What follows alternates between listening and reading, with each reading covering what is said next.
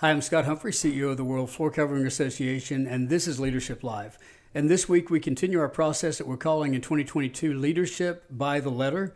It is our second week with the letter C, and the word this week is maybe one of the most powerful words that we will study all year long. The word is choice. Have you ever thought about the fact that your life is a culmination of the choices that you have made? Let me say it again. You are who you are where you are today because of the choices that have brought you to this point. Now, I know some of you might push back and go, well, listen, that's not fair, Scott, because I didn't choose to be born into the family I was born into, the country I was born into. I didn't choose to be with an abusive parent. I didn't choose to be adopted. Listen, I give you all that. But I would tell you that from the point that you have had the ability as an adult to make decisions, you have had the choice of how you would respond to those scenarios. You've had the choice of how you would respond to what life had given you. Yes, we are blessed to be born in the United States and in North America and Canada, our Canadian friends, but what you do with that blessing is your choice.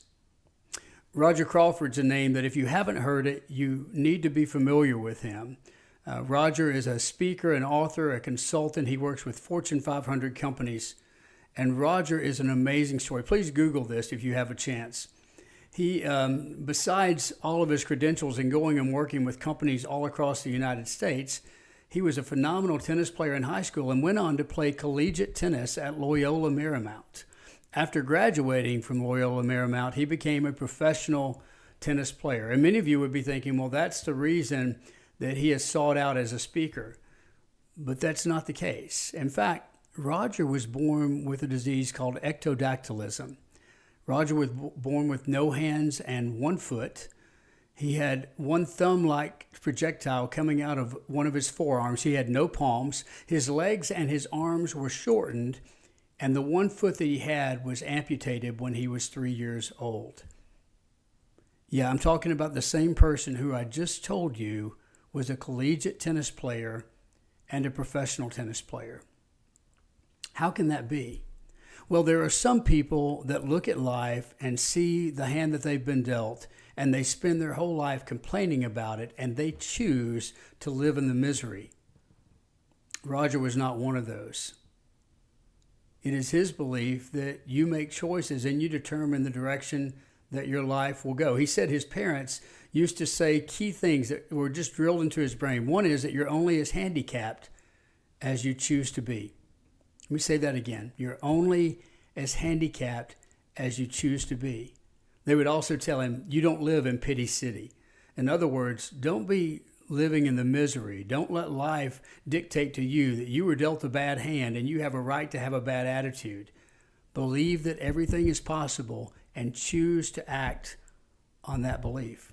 Roger Crawford shares a story of meeting somebody that also had ectrodactylism when he was in college. The gentleman was a little bit older, and he said he was kind of excited because he thought, okay, here's a mentor, somebody who's already been there that can help me adjust to the challenges I'm going to have going forward. But Roger said not long after meeting him at a restaurant, it became very apparent that they were quite different. He said the gentleman that he met was very negative and complained about the hand that he had been dealt and what life had done to him. In other words, this gentleman chose to let life dictate his direction rather than making choices that would dictate the direction of his life. Roger opted to be positive and to infect others with his optimism. It was a choice, and choices indeed matter. Now, every choice doesn't, right? You're going to say, well, there are some choices. You know, if we choose to take a right or a left and go into work, we choose to hit the snooze alarm. You're right. The researchers say there's about 35,000 choices that we make daily, and many of them are as minimal as what am I going to wear today? Do I brush my teeth before I shower or afterwards? But not all of them. And especially for you as a leader, the choices you make not only influence you, but they have an influential impact on those who look to you for leadership. Choices like, how will I use my time, that limited amount of time I have? What will I commit my efforts, my passion, my talents to? What will I do today that will make a lasting impact? You are a culmination of the choices that you have made. We've all had bad things come into our life. We've all had situations that we didn't desire. But how you choose to respond to those will determine your forward direction and how people view your leadership. Gene Nittich said, "It is choice, not chance, that determines your destiny." Let me say that again. It is choice, not chance, that determines your destiny. Make the right choices. Apply the words we've already talked about in this Leadership by the Letter of action and attitude and belief, and go out there, make the right choices, set the right example, and lead.